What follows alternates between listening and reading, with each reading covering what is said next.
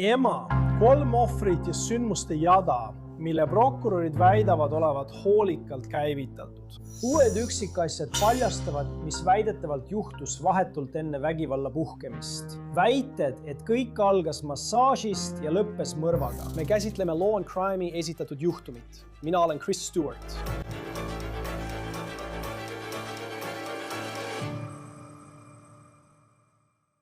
Olgu, räägime kiiresti sellest rakendusest. Teile hakkab see meeldima. Selle nimi on Upside. See annab teile raha tagasi igapäevaste ostude eest, nagu kütus, toidukaubad ja kaasavõetav toit. Tehke nii, laadige alla Upside. See on tasuta.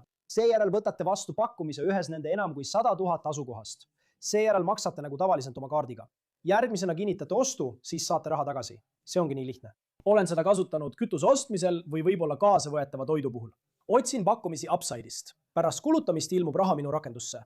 Ma kannan selle lihtsalt otse oma pangakontole. Upside'i sagedased kasutajad teenivad aastas keskmiselt $254 tagasi. Et hakata raha tagasi saama, klõpsa kirjelduses olevale lingile või skaneeri QR-kood ning kasuta sooduskoodi OTC, et saada oma esimese paagitäie kütuse iga galloni eest lisaks 25 sendi suurune boonus. Jenna Strobel seisab silmitsi 9 esimese astme mõrvasüüdistusega, kuna ta olevat tapnud oma laste isa ja tema vanemad nende kodus Chicagost lõuna pool. Me teadsime, et ta olevat teinud politsei arvates süüstavaid ütlusi, kui ta vahi alla võeti. Kuid me ei oodanud seda, mida prokurörid väidavad, et ta ütles. Sa ei tea kunagi, mis mõne inimese peas tegelikult toimub. Me leidsime pilte Jenna Strobelist ja ühest tema väidetavast ohvrist, Jake Lambertist, kus nad näivad olevat suurepärased kaasvanemad. Kuid pildid räägivad vaid osa loost. Ja me teame, et kurjategijatel on igasuguseid taustu, neil on igasuguseid probleeme, aga see juhtum, see tõesti šokeerib meid, kui mõelda nendele süüdistustele. Ja siis näed selliseid pilte nagu see siin. See on aastast 2021 ja sellel on Strobel, kui ta ootas ühte nende ühist last. Praegu pole selge, milline oli nende suhe nädalatel enne neid tapmisi. Kuid pidi olema mingil määral usaldust, arvestades seda, mida prokurörid väidavad, et juhtus vaid minutite jooksul enne seda, kui Strobel väidetavalt selle tapmiste jada toime pani. See on kuritegu, mille prokurörid väidavad olevat toime pandud tahtlikult ja mille nad väidavad olevat planeeritud kuid juba eelmisest aastast alates. Täna ilmus Strobel lühidalt kohtu ette Willi maakonnas Illinoisis. Kaamerad ei ole selleks kohtusaali lubatud. Räägime hetke pärast natuke sellest, mis juhtus. Aga enne seda tahan ma jõuda selle uue teabeni, mis meil Jenna Strobeli kohta on ja mida prokurörid ütlevad, et juhtus. Patch.com oli esimene väljaanne, mis sai kätte prokuröride poolt selles asjas esitatud kohtudokumendi, mis annab hulgaliselt üksikasju süüdistuste kohta. Prokurörid esitasid selle avalduse lootuses, et kohtunik keelab Strobeli vabastamise enne kohtuprotsessi. Ja las ma ütlen teile, kui need süüdistused vastavad tõele, siis on ta pea, kes tegutseb kaalutletult. Kõik see algas 23. märtsi varahommikul Nabred Norway Traili tänaval Tiny Creeki vallas Illinoisis, umbes tunni kaugusel lõuna pool Chicagost. Helistasid hädaabinumbrile 911 pärast seda, kui nad kuulsid Patricku ja Stacey Fordi kodust kostvat tulistamist meenutavat heli. Seal elas ka Jake Lambert. Politsei reageeris sellele, mida nad nimetasid heaolu kontrolliks. Kui nad majja jõudsid, leidsid nad Jake Lamberti. Ta oli surnud autos, mis seisis maja ees. Tundus, et Lambert oli hukatud ja ta polnud ainus surnu. Tema vanemad, ema ja kasuisa leiti samuti maha lastuna. Politsei sõnul olid nad maja esimesel korrusel ukse lähedal. Stacey Ford oli 54-aastane ja Patrick Ford oli 55. Me teadsime, et politsei pidas seda algusest peale väidetavaks perevägivalla juhtumiks. Ja ei läinud kaua, kuni neil oli huvipakkuv isik ning see isik arreteeriti. Selleks isikuks on Jenna Strobel.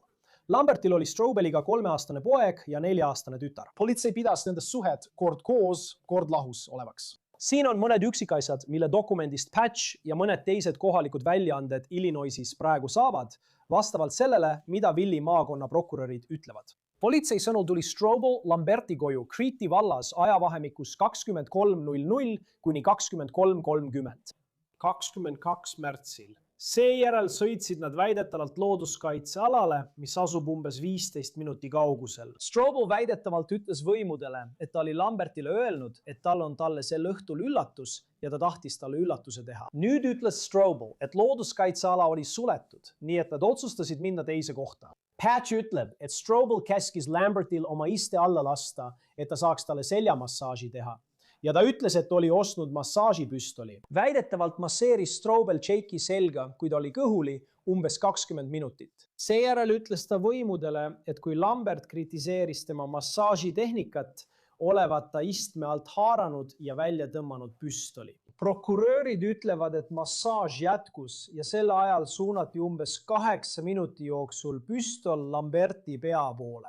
Pole selge, kas ta teadis, et selle aja jooksul oli püstol tema pea poole suunatud. Nüüd väidetavalt ütles Strobel, et ta mõtles sel hetkel Lamberti tappa, kuid siis mõtles ta ka, nagu ta ise ütles, selle edasi lükata ja mitte seda öösel teha. Kuid prokurörid ütlevad, et umbes 8 minutit pärast seda, kui ta suunas püstoli Lamberti pea poole, tulistas ta, tabas teda ja tappis ta. See on prokuröride poolt esitatud versioon. Strobel suitsetas väidetavalt sigaretti ja sõitis siis Jake'i vanemate majja, tema surnukeha autos. Väidetavalt läks ta siis majja, kasutades Jake Lamberti võtmeid ja seal kohtus ta Patrick Fordiga. Väidetavalt küsis Ford, mida ta seal teeb ja ta tulistas ning tappis Jake'i kasuisa kohe, kui too ukse avas. Siis, kui kogu see segadus toimus esiukse juures, tuli Jake'i ema Stacy väidetavalt trepist alla ja Strobel tulistas ta samuti surnuks. Pärast seda sõitis Strobel selle loo järgi oma koju, mis asub St. Johnis, Indianas. See ei ole väga kaugel. See on umbes 15 minutit Illinoisi osariigi piirist. Ja just oma kodus helistas ta väidetavalt oma õele, öeldes, et tahab, et tema õde saaks laste hooldusõiguse, mitte tema enda vanemad. Lisaks sellele, et ta olevat tapnud Lamberti ja tema vanemad, ütles ta võimudele selles dokumendis ka seda, et ta mõtles oma vanemate tapmisele. Kui Strobel arreteeriti, olid lapsed väidetavalt tema kodus koos tema vanematega. On ilmselgelt õng, et kuuldes seda ei kaotatud väidetavalt rohkem elusid. Kui sa seda kõike kuuled, tekib küsimus, mis võis juhtuda, et keegi oleks väidetavalt midagi sellist teinud. Praegu me mõrva motiivi tegelikult ei tea. Strobel väidetavalt ütles, et talle ei meeldinud, kuidas Lambert lastega rääkis. Ja ta leidis, et Fordid olid liiga peale tükkivad. Ta olevat ka öelnud, et ta ei tundnud, et lapsed oleksid oma isa ja tema vanemate juures turvaliselt. Mis on kurvalt irooniline väide, kui arvestada praeguseid süüdistusi ja seda, mida ta ise väidetavalt tegi. Nüüd ütlevad prokurörid, et Strobeli plaan oli tahtlik. Nad väidavad, et ta ütles neile, et tal oli see plaan juba eelmisest aastast alates. Ja väidetavalt kasutatud relv osteti talle selleks 2025 aasta detsembris. Lisaks sellele ostis ta summuti internetist. Politsei andmetel leiti tema kodust veel 2 summutit ja tema käekotis oli kuul. Strobel oli väidetavalt varem kaalunud enesetappu. Ühe plaani, millest ta korrakaitsjatele rääkis, oli nende sõnul hüpata koos lastega omaenda aknast välja.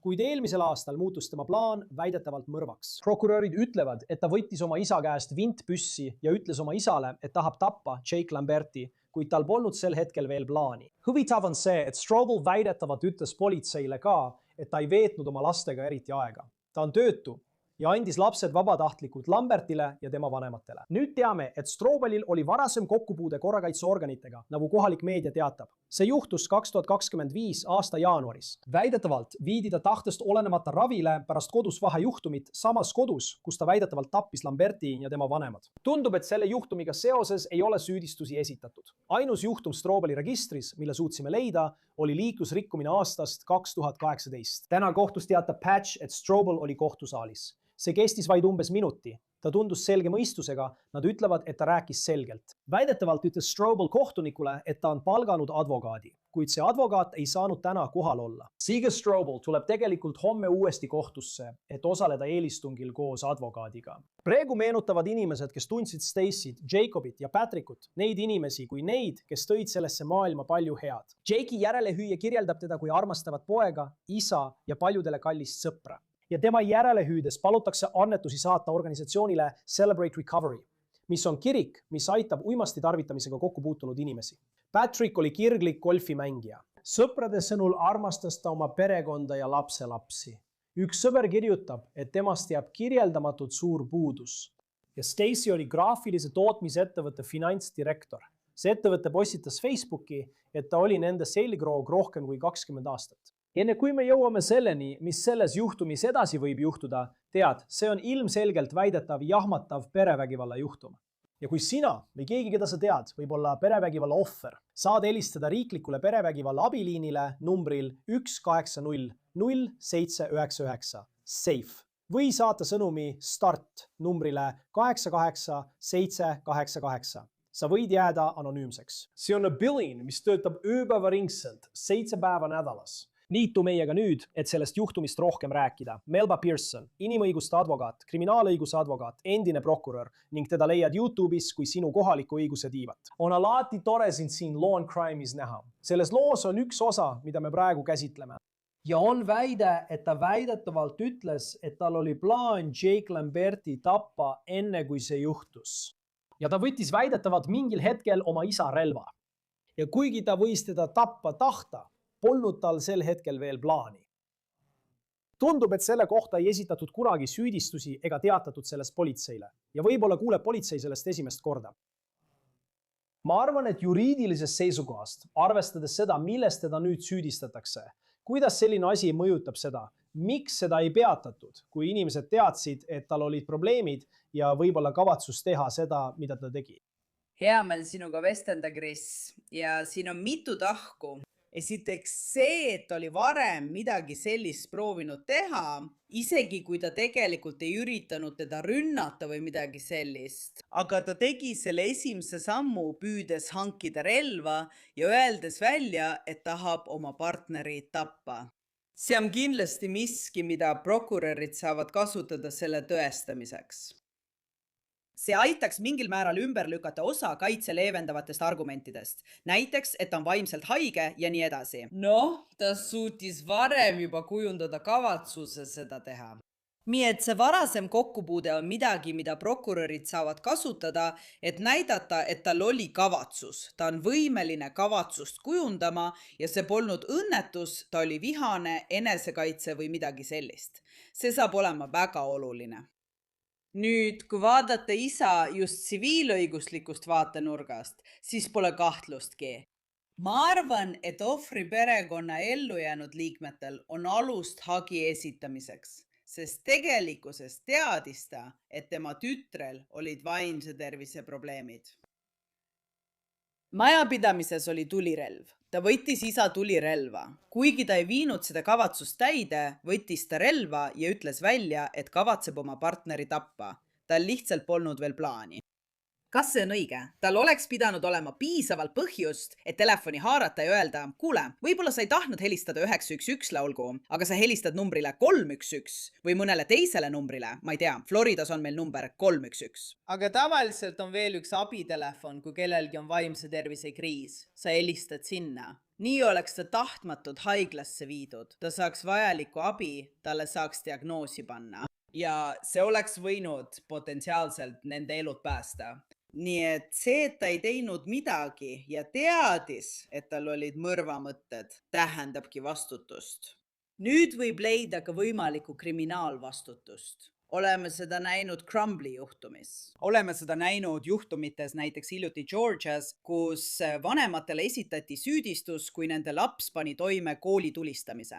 Veidi teistsugune olukord, kuna on selge, et ta ei ole alaealine. Aga samas teadis ta, et tal on mõrvarlikud mõtted, et ta mõtleb mõrvale.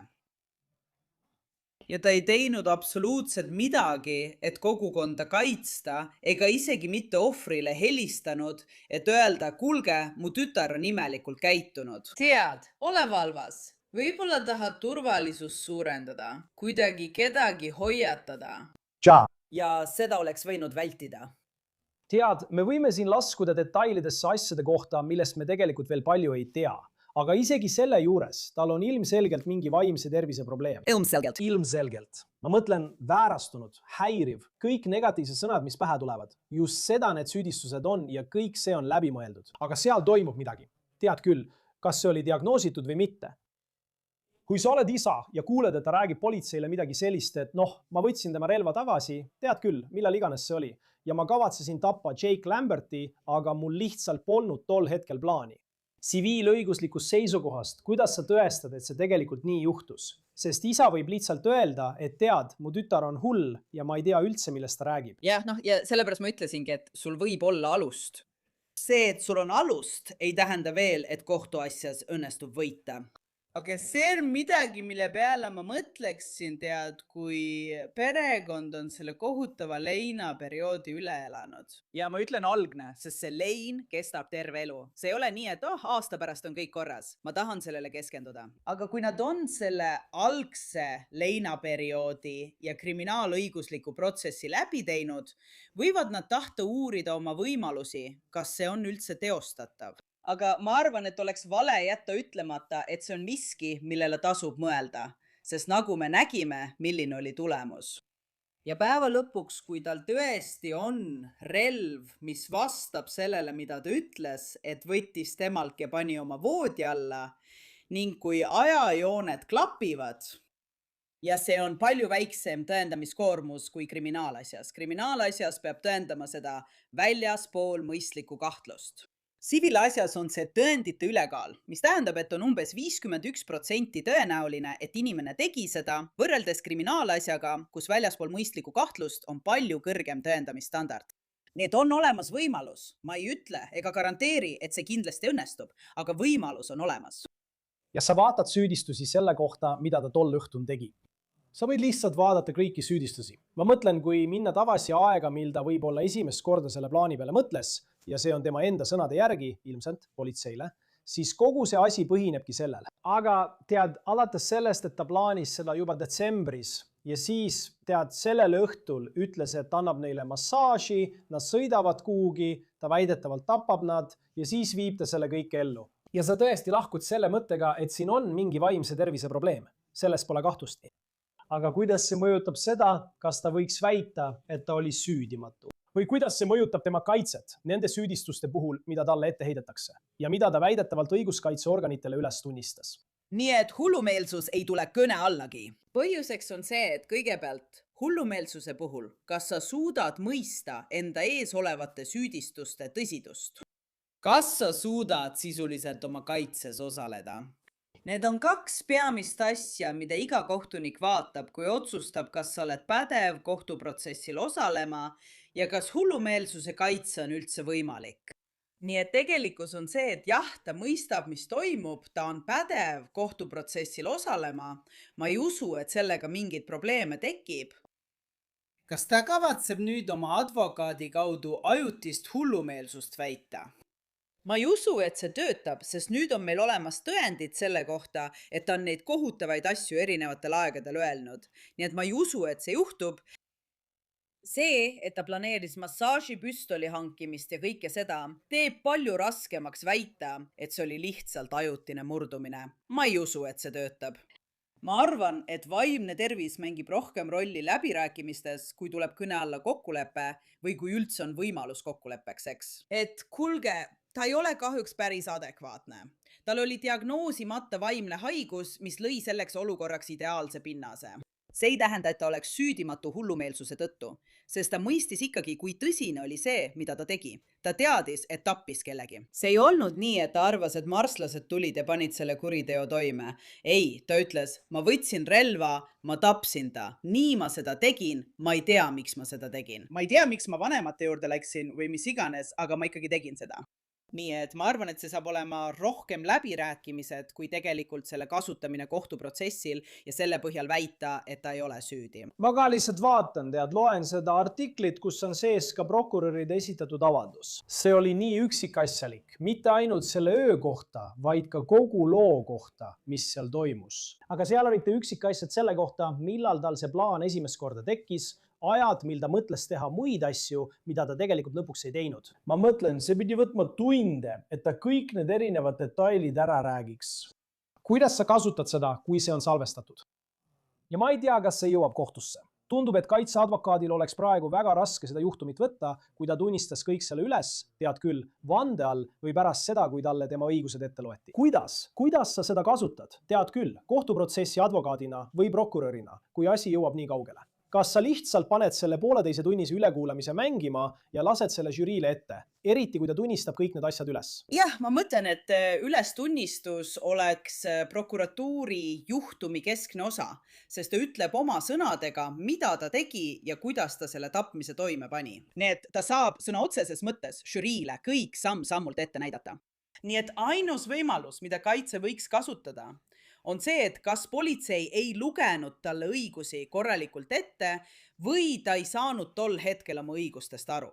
Ja kui ta selle ülestunnistuse andis, siis see ei olnud teadlikult ega vabatahtlikult antud. Kui ma oleksin kaitseadvokaat, otsiksin võimalust see ülestunnistus tühistada. Ja kui seda ei õnnestu, siis polegi enam midagi muud teha ausalt öeldes. Sest kui raske on seda saada, ma mõtlen eriti midagi sellist, millest kohtunik teab, et see saab olema selle juhtumi keskmes. Ma arvan, kui ilmne peab olema kellegi õiguste rikkumine, et kohtunik vaataks ja ütleks, tead, kogu see ülekuulamine, kõik, mida ta on üles tunnistanud ja neil oleks ikkagi tundub, et tugev juhtum, isegi ilma tema sõnadeta, sest nad on suutnud siduda ta kõigi nende erinevate asjadega. Aga ma mõtlen, kui tihti tegelikult juhtub, et midagi sellist, nii suur tõend, visatakse sellises juhtumis kõrvale. Kuule, see on minuga juhtunud, nii et see pole sugugi võimatu. Sest jällegi, me räägime väikesest protseduurilisest veast, mille juhtivad detektiivid tegid ja mis võib kogu asja täiesti laiali lagunema panna. Nii et tead, jälle, kui nad ei lugenud talle õigusi õigel ajal ette, kui ta näitas ülekuulamisruumis kummalisi märke ja nad ei öelnud, et okei, lõpetame, laseme. Võib-olla peaksime kutsuma arsti ja veenduma, et ta on adekvaatne või küsima, et kuule, kas sul on midagi diagnoositud? Kas sul on, millal sa viimati oma ravimeid võtsid, eks? Sellised küsimused. Kui nad seda teed ei läinud, siis on see võimalus, mida kaitse võiks kasutada, et proovida ülestunnistust kohtus tõendina kõrvale jätta. Ma ei ütle, et see oleks tõhus, aga jällegi advokaatidena mängime nende kaartidega, mis meile jagatakse ja mõnikord on need head kaardid ja mõnikord on need väga halvad kaardid. Nii et see oleks ainus võimalik samm edasi, ma arvan, kaitse seisukohast. Ja kui sa vaatad ainult teda, tema tausta, ma mõtlen, kui sa vaatad tema pilte Facebookis ja kui keegi ütleks, see inimene hakkab sellist tapatalgu korraldama ja siin ta on oma 2-aastase tütre sünnipäevapeol õhupallikaarega, käitub nagu see lihtsalt tundub, et vähemalt aastal 2023, mis tundub olevat aeg, kui mõned sotsiaalmeedia postitused lakkasid ilmumast, et nagu kõik oli korras ja pildid räägivad ainult osa tõest. Aga ma arvan ka, et mõnel juhul, kui me räägiksime 18 või 19-aastasest noormehest, siis me vaataksime ja lihtsalt, ma ei tea, kas seal oleks seda kaastunnet, mida võib-olla tunneme inimese vastu, kes on ema, nagu me piltidelt näeme. Kui tihti see tegelikult mõjutab seda, kuidas asjad lähevad. Kui prokurör ütleb, et ta võiks olla žürii jaoks nii kaastunnet äratav tegelane. On tunikud, kes pole sellest juhtumist midagi kuulnud ja istuvad maha. Kuidas see tegelikult mõjutab seda, kuidas prokurör juhtumit käsitleb ja võib-olla ka seda, kuidas läbirääkimised kokkuleppemenetluse üle võivad minna. Arvestades, et sa pead oma juhtumis kõike vaatama ja see hõlmab mitte ainult tõendeid, ülestunnistusi ja kõike seda, vaid ka seda, kuidas süüdistatav žüriile mõjub. See ei tohiks olla sinu peamine põhjus kokkuleppe pakkumiseks või millekski selliseks. Aga sa pead sellele mõtlema selles mõttes, kuidas ma oma juhtumit esitan. Kuidas mina, mis on see, millega ma alustan, millega ma lõpetan, arvestades, et okei, ta võib minna tunnistaja pinki, tõenäoliselt mitte, aga ta võib minna tunnistaja pinki. Kuidas see mõjub vandekohtunikele? Aga teisest küljest pea ka meeles, et keskmine vandekohtunik on vandekohtunike valikul, püüad sa kõrvaldada kõik need, kes on selle juhtumi kohta palju kajastust näinud. Nii et see on ka oluline. Aga tead, kui sa sellest üle saad, siis vandekohtunikud ei pruugi olla neid Facebooki pilte temast koos lastega näinud, eks. Ja ta pildid ei pruugi isegi kohtuprotsessil esile tulla. Nii et nad ei pruugi saada seda muljet temast kui perekonna inimesest, tead küll, välja arvatud juhul, kui kaitse üritab neid fotosid või midagi sellist esitada, aga jällegi, see peab olema asjakohane. Nad ei saa lihtsalt näidata pilti temast ja tema lastest. Ma ei usu, et see saab olema selle juhtumi puhul kõige olulisem tegur. Aga see on miski, millele mõlemad pooled peavad mõtlema, kui palju ta kaastunnet äratab. Ja selle tulemusena peaksime me siis muutma oma lähenemist või vastavalt kohandama. Tead, ja ma lihtsalt mõtlen sellele, kui ma loen läbi seda, mida selles kohtudokumendis väidetakse. Ja see oli lihtsalt nii, kui meie eelmisel nädalal seda juhtumit kajastasime, siis me tegelikult ei teadnud, mis täpselt juhtus. Ja siis saad teada, mida nad usuvad siin juhtus, alates massaažist autos, siis sõit maja juurde ja siis tead kõik see. mis oli sinu reaktsioon, kui sa seda lugesid, tead, olles nii paljusid selliseid juhtumeid kajastanud, selliste juhtumitega töötanud, mis sulle nüüd Schröbeli puhul silma jäi, kui sa seda lugesid? Ja muidugi, kõik need on süüdistused võrreldes ajaga, kui me sellest veel midagi ei teadnud. Planeerimise tase ja tema varasemad avaldused, kus ta kritiseeris oma partneri vanemaid, öeldes, et talle ei meeldinud nende kasvatusstiil. Talle ei meeldinud, et keegi käis ühe lapsega koos duši all. Ja tead, kuigi tema jutt ei olnud kõigest päris sidus, olid tal siiski need, kuidas seda nüüd kõige paremini öelda? Ma mõtlen, tal olid need hetked, kus tal olid perega selged probleemid, mis muudes olukordades võiksid anda motiivi, eks. See võis viia selleni, et tal tekkis selline kavatsus. Nii et kõik need erinevad aspektid maalivad minu jaoks väga häiriva pildi. Ja jälle ma jõuan ikka ja jälle isa juurde tagasi. Nagu sa teadsid, et su tütrega on midagi lahti. Ja ta ütleb, isegi kui see oli nali, kui ta ütleb, kuule, ma tahan oma partneri tappa, mul lihtsalt pole veel plaani, see ei ole naljakas. Nagu ma mõtlen. See jäi ka mulle silma lihtsalt. Tundus, et seal oli ikka veel midagi, näiteks sul oli see perevägivalla juhtum jaanuaris 2025, millest nad rääkisid. Ja siis oli see kokkulahkussuhe. Aga ilmselt oli sel õhtul ikkagi teatav usaldus, mis Jake Lambertil väidetavalt tema vastu oli. Ja vaata, ta on ju tema laste ema. Aga tundus, et hoolimata sellest, kui häirivad need süüdistused ka poleks, ei olnud tal aimugi, et kulisside taga käis kogu see planeerimine. Ja ma lihtsalt mõtlen, milline see suhe tegelikult oli, tead, kuni selle hetkeni. Võib-olla tal polnud sellest aimugi. Ja see ongi osa perevägivalla, lähisuhte vägivalla olemusest, kus ongi selline edasi-tagasi liikumine, tuleb vägivaldne episood ja siis on jälle, vabandust.